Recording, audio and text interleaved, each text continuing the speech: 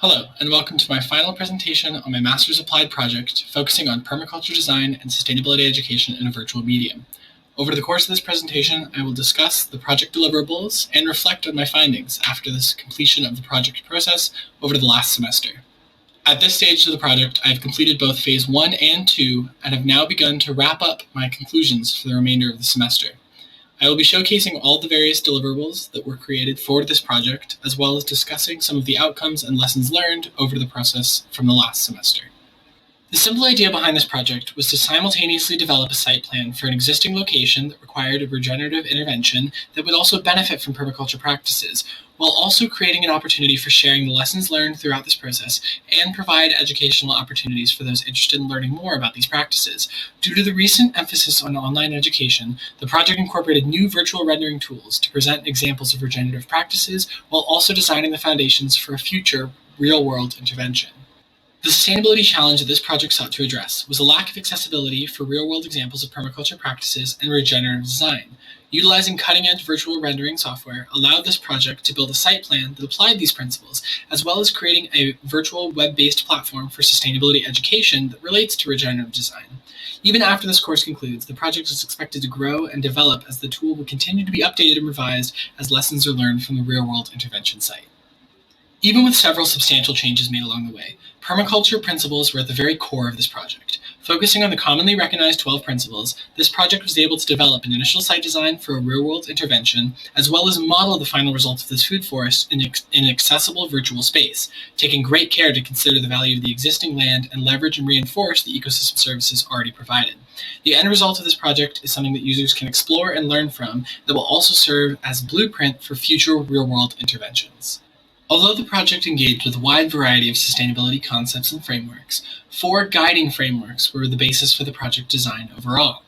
Focusing on understanding and incorporating project and garden-based education was key to the overall project success, and factoring in practices from both experiential learning and permaculture examples was able to guide the project and produce the deliverables presented today. A critical question asked early on in the project process was, where will this tool be housed?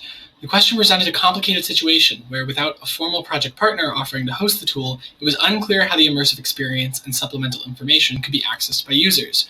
To address this concern, I was able to develop a website and work in tandem with the virtual tool and allow users to navigate the information on this topic as well as access the virtual experience. As discussed in the interim presentation, this project utilizes relatively new geospatial modeling programs to integrate geological data into a virtual platform that's capable of allowing users to explore a rendered space. Taking this model and adding examples of regenerative design like swales and microclimates provides users with visual support for the information that's also provided through supplemental resources that are accessible through the website. Programs like SketchUp, 3ds Max, and Unreal Engine allow designers to model their site plans while also creating a resource that users can explore and interact with. Rather than simply explaining various regenerative practices, the online tool can take users on a virtual tour of the space and visually demonstrate strategies for transforming a landscape into a food forest. The model currently only provides an end-goal experience, but as it grows, I expect to render the project site at various stages, allowing users to observe the development of practices over time. The virtual tool itself is difficult to showcase in its entirety in this presentation format. However, supplemental information and access to the walkthrough experience is expected to be available on the website by the end of the month. Creating an accessible learning space able to showcase regenerative design principles and permaculture practices will hopefully lead to new interest in these concepts among users as outreach for the project expands. The goals of this project extend far beyond the one-semester intervention timeline, and over the course of the last year, I have been able to create a blueprint for the long-term design of the chosen site location. Rendering this design in a virtual space has been challenging, but I feel that the end result provided an example for not only the benefits of practicing permaculture, but also showcase the powerful opportunities that virtual sustainability education can utilize moving forward. As it stands right now, initial elements of the virtual rendering have already started to become realized across the physical site location. I was able to support the goals of this project through launching a real-world intervention and inspire changes within the virtual experience that created a more realistic, on-the-ground feel for the tool. During challenging times over the last semester, having the opportunity to try out some of the best practices I was modeling was motivating for me to complete this ambitious project and offer a proof of concept for what I was working on. As explored in the interim presentations, the final site design uses a permaculture practice of designating zones across the landscape based on the daily requirements of each aspect of the food forest. These zones help dictate which areas of the space will be used for shading, food production, microclimate development, and other ecosystem services, Zone 1 being the most care-intensive, and Zone 5 being the most desert climate-adapted aspects of the design. The decision-making process behind these choices is explored through the host website and aims to communicate these ideas to users of the virtual tool. After working with various tools and concepts over the last several months, I have learned a lot about the challenges that virtual sustainability education is faced with. The first being that working with an entirely virtual space may not be able to provide the same extent of knowledge transfer as physically being in a learning space. That's not to say that there's little value in exploring this technological opportunity, but it does mean that additional research and application is necessary for true success.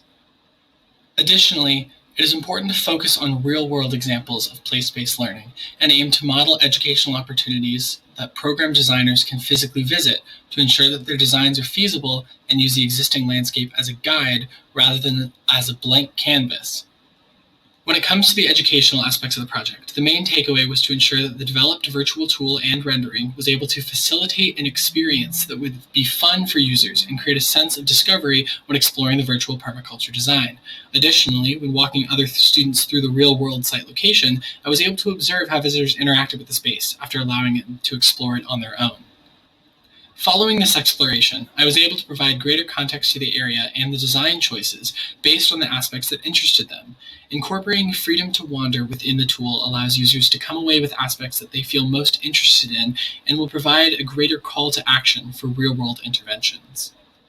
Thank you for taking the time to engage with this presentation. I have learned a lot over the last semester and throughout this project process as a whole, and I look forward to answering any remaining questions about the project and the final deliverables.